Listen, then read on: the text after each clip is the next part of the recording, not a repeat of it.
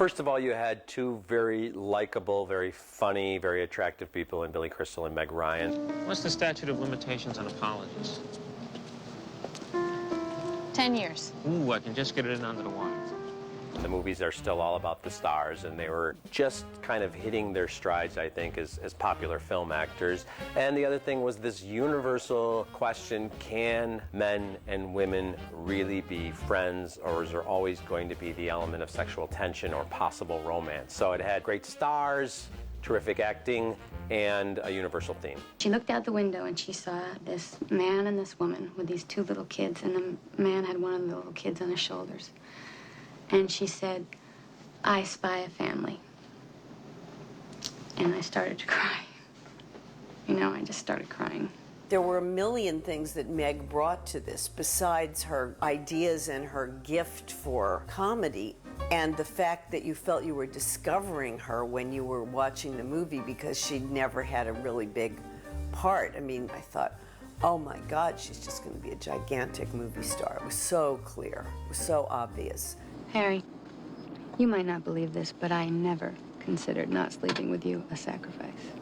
Well, Meg Ryan, this is obviously the film that made her America's sweetheart and the girl next door, and just somebody that women want to be friends with and guys want to date. She's perfect for this role. She's perfect in the role. She's beautiful. She's vulnerable. She's smart. She's funny. She's great. You know, I'm so glad I never got involved with you.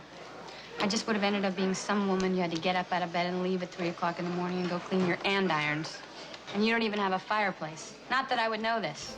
Many times, I'd come back after a day's work and call her up that night and say, "You were great today."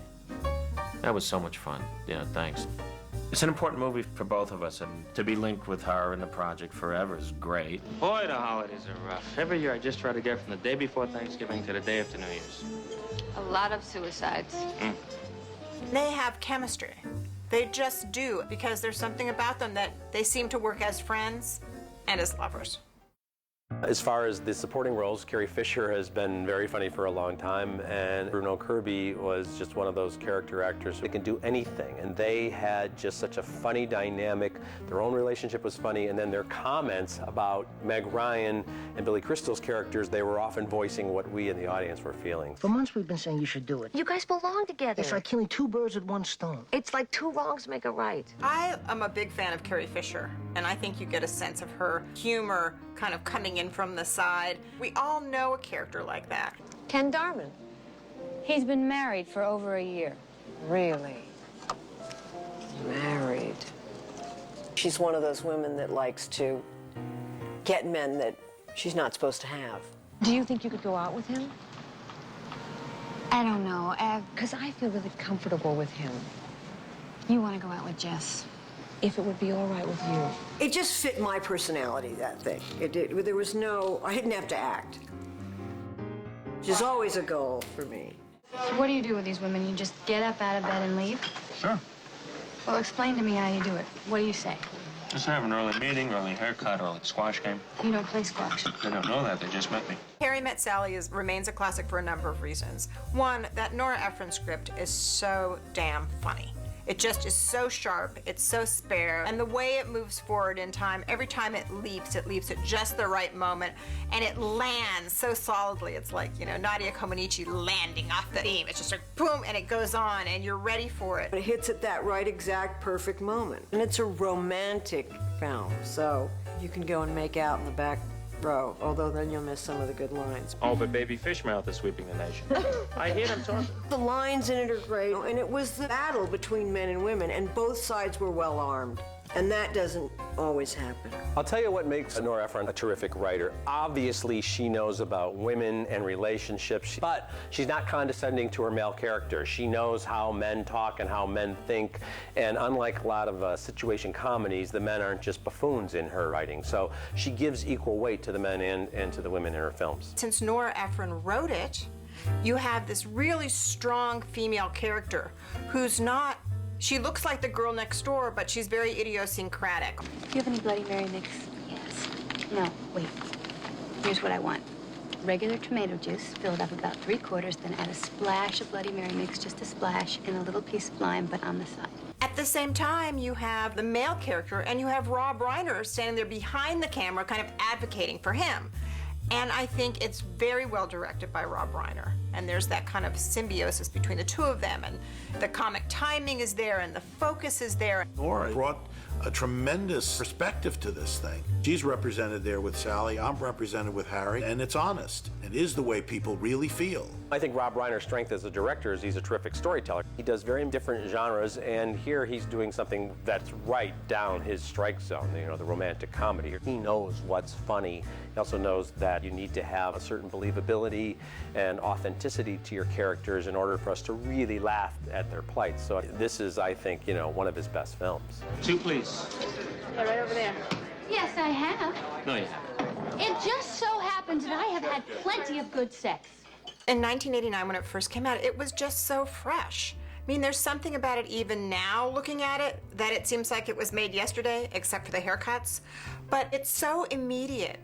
And what it does in 89 is it starts out, it has that Woody Allen feel, it has the piano music, there's a familiarity, but it plays with it. One of the interesting things about the film is that it's set in the late 80s. It's just before the giant techno revolution, so it's about people talking in person. And even when they are using communication devices, Billy Crystal's leaving messages on Meg Ryan's answering machine. So it almost has an old-fashioned feel, but it was very much of the moment. When you look back at it, you have to remember that Sex and the City didn't exist. So what you're talking about is a man and a woman grappling with feminist issues or changes in relationship. And I think that people really understood that in 89. The question of can men and women be just friends still had a lot of zing at that moment. I remember the shock of recognition in the movie theater and thinking, that's a really smart crowd. They've all gone through this kind of moment in their lives, so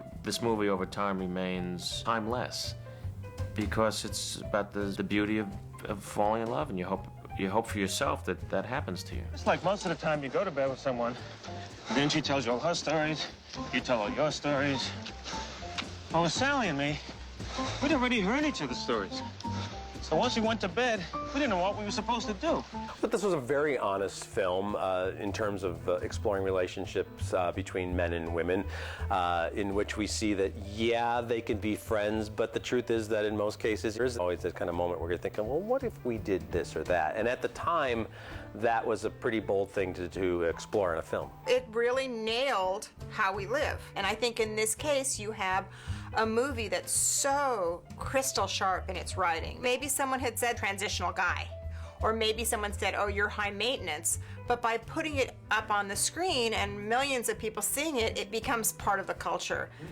Waiter, I'll begin with a house salad, but I don't want the regular dressing. I'll have the balsamic vinegar and oil, but on the side. And then the salmon with the mustard sauce, but I want the mustard sauce on the side. On the side is a very big thing for you. Well, I just want it the way I want it. I know, high maintenance. My God, if you want to go back, this movie inspired Mad About You. You know, that bickering, the nudge, and the uptight girl. There's also a lot of referencing. There's an Indian, I think it's a Bollywood version called Hum Tum that was in 2004. You have Legally Blonde 2. You have a scene where the couple's lying in bed, split screen. It's not a chick flick. It's not, you know, a boy flick. It's a romantic comedy that appeals to both sexes, that rings true, that connects. It's as time goes by, our generation, this is the movie. And that's a great thing to feel. It will always have this, you know, will always be that to people. And that's really cool. And the fact that it's a universal thing. I was in Europe and we were doing some promotion for something and doing radio interviews, and everybody, first question I asked was, not how was Meg, it's how was Sally. Well, I'm going to start with the grilled radicchio. Jess, Sally is a great order. Not only does she always pick the best thing on the menu, but she orders it in a way that even the chef didn't know how good it could be.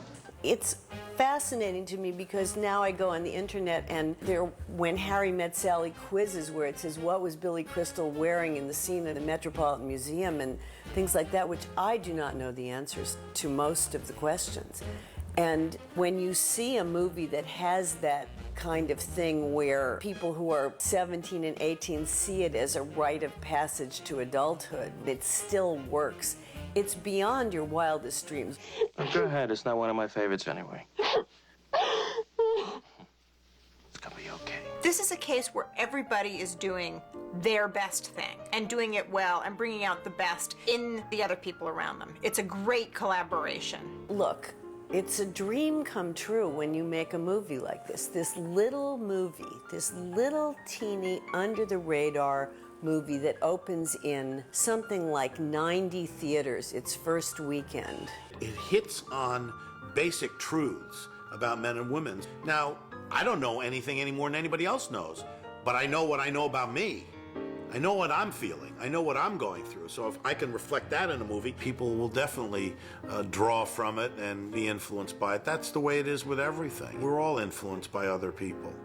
It was this wild little engine that could, and it got bigger and bigger and bigger and bigger. And here we are now, almost 20 years later, sitting here talking about why it worked, and it's a movie that's still out there. It's out there, as Rob would say. It's out there.